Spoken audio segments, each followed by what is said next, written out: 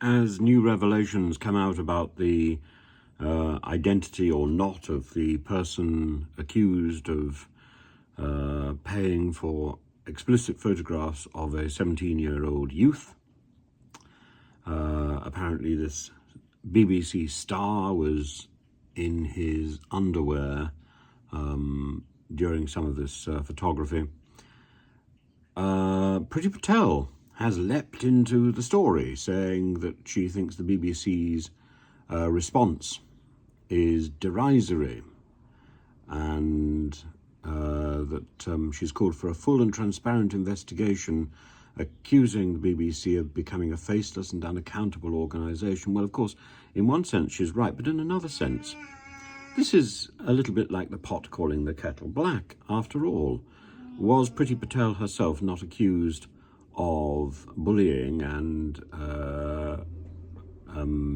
did the investigation not surely find that she had been bullying people in her under her and in the civil service?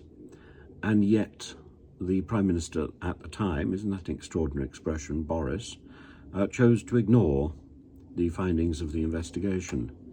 I think bullying is a serious issue, and I don't think really Priti Patel has a leg to stand on when she is questioning the behaviour of the BBC. But the behaviour of the BBC is pretty lamentable. If they were told about this issue on the 19th of May and did absolutely nothing until the Sun exposed it and brought it to media attention, it's fairly contemptible, isn't it?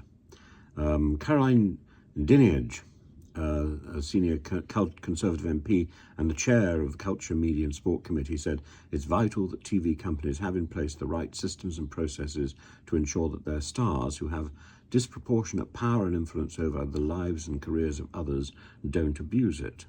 We've seen the abuse of power recently, or the apparent abuse of power recently. It's not attractive.